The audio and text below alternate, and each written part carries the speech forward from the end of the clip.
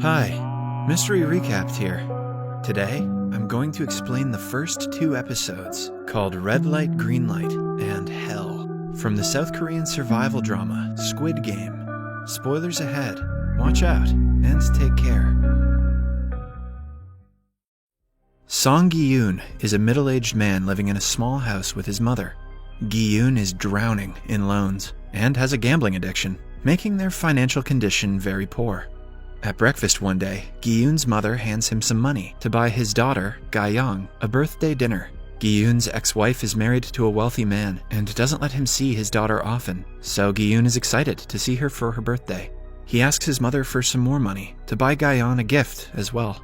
She says she is broke at first, but eventually hands him a few extra wons. After she leaves, Gi-yoon cunningly gets her credit card and goes to withdraw more money with his fellow gambling friend. The two then place their bets on horses, but are down on their luck as they lose every round. They do not stop wasting their money, even after losing almost all of it. In the end, Gi-yoon finally wins a decent sum of money and is over the moon. He even tips the lady who hands him the money and goes outside celebrating his luck. Just then, Gi-yoon notices some men approaching him, angrily. They are his debtors, to whom he owes a lot of money. Fearing his recent earnings might be taken, he runs inside the building again and crashes into a girl accidentally. The debtors eventually catch him and threaten to kill him if he doesn't return their money. A scared Gi-yoon tries to give them the money he just won, only to discover his pockets empty. He realizes that the girl he crashed into earlier was a pickpocket who stole his money. The debtors, however, do not care about this and start hitting Gi-yoon. They use a scalpel and put it into his nostrils, making him plead for his life. They say they will return after 1 month, and they leave. Now the man has zero money left. Hence, he goes back to the girl he tipped earlier and asks for his money back. He still doesn't have enough to buy his daughter a gift, so instead, he settles to winning her one from a claw machine. But with his luck, he cannot even get one toy into the hole. A little kid beside him offers to help and finally wins a black gift box. They celebrate the small win, and Gi-yoon leaves after thanking the kid. He probably should have taken that kid to the horse track. He takes his daughter to a tteokbokki stall, and the two enjoy the food. Ga-young is worried to see cuts and bruises on her father's face, which Gi-yoon says are just mosquito bites. He hands her the gift without checking what is inside the box. Ga-young is surprised to see it is a gun-shaped lighter. Gi-yoon takes the gift back and promises to get her a better one next year. At last, he brings his daughter to her mother and parts after saying goodbye.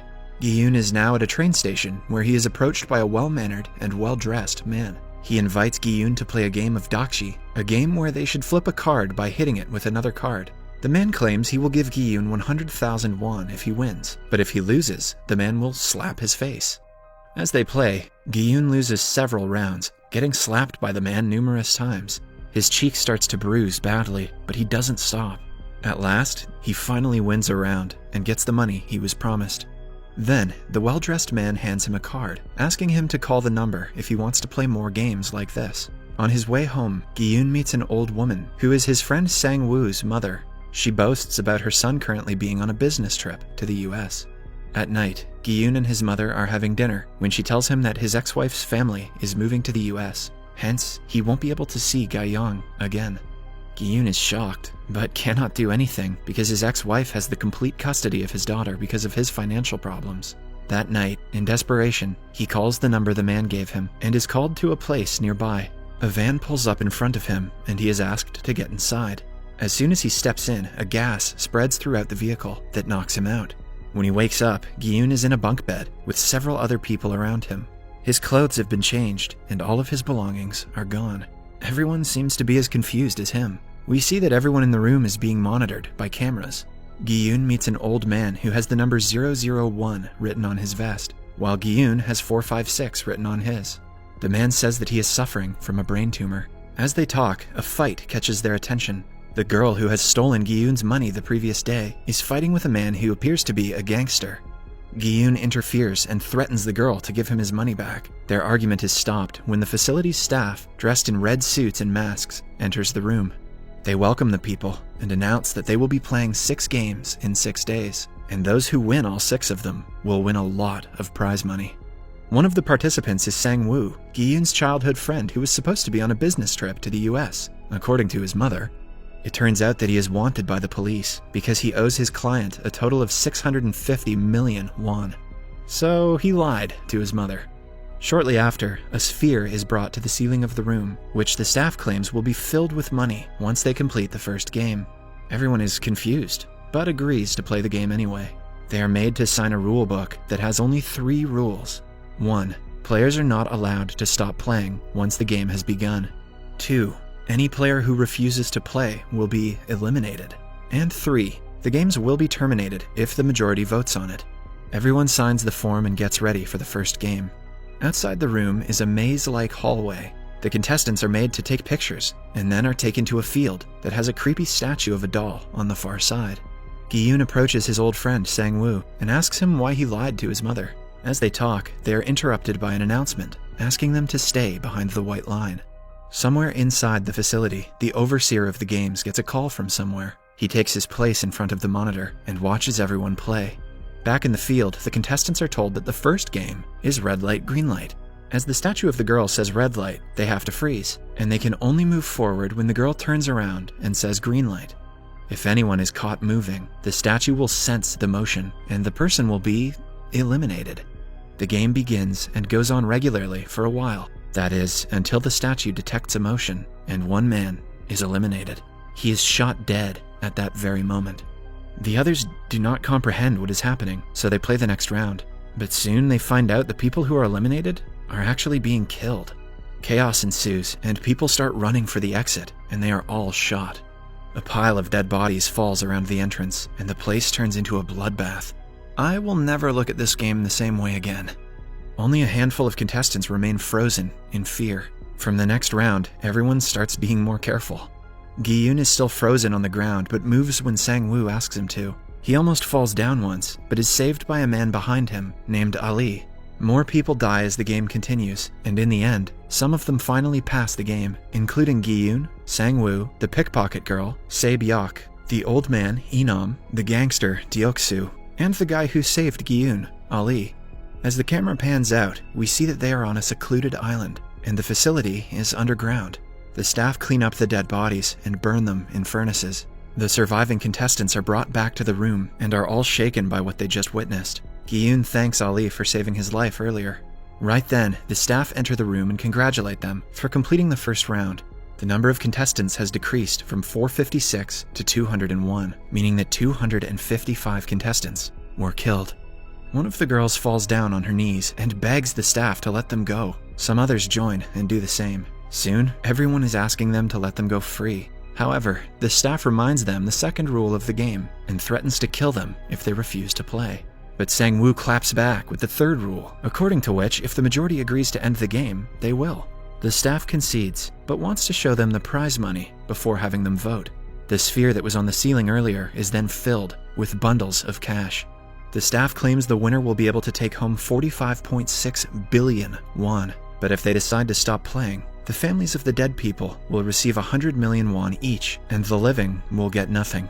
The prize money tempts everyone, and the ones who were against the game earlier start voting for it to continue. The winning vote is decided by Inam, who votes against the games at the end.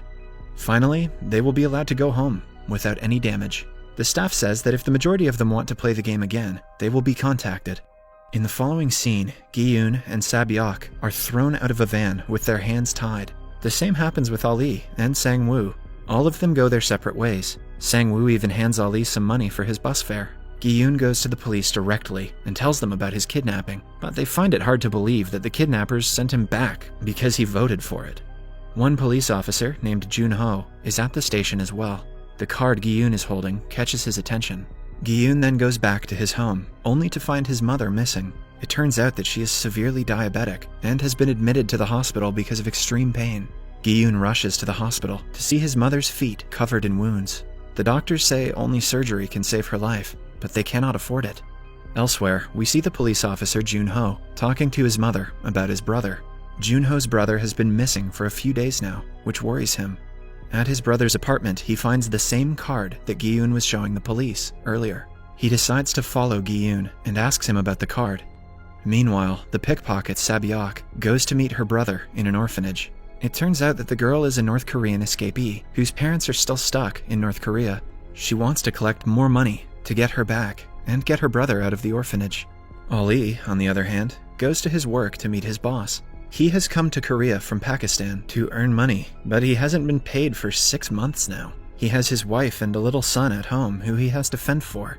Ali's boss has a bundle of money in front of him, but he refuses to pay. An enraged Ali accidentally pushes him into a machine, which crushes his fingers. He takes the money and runs away right after. At home, he hands his wife the money and asks her to run back to Pakistan with their son. He assures her that he will come back later, hugging his wife for the last time before leaving. Meanwhile, Sang-woo calls his mother and lies to her about being in the US. His mother happily asks him not to get her any gifts and ends the phone call. Right after the call, the old woman is approached by some police officers, asking her about Sang-woo. They tell her that he is under investigation for stealing his client's money and ask her to report him if he comes to her. The woman is shocked and embarrassed in front of her customers. At the same time, Sang-woo receives a card from the same facility again. Gi-yoon, on the other hand, has no way to treat his mother's illness. He goes to his ex-wife to ask her for help, but she refuses to help him. As they argue, her new husband and their children return home. Gi-yoon walks out, only to be called back by the husband. He hands him a bundle of money and asks Gi-yoon to never approach his family again.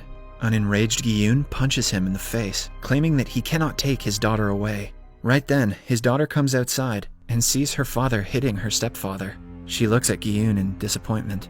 Later, he walks back home, totally defeated and helpless.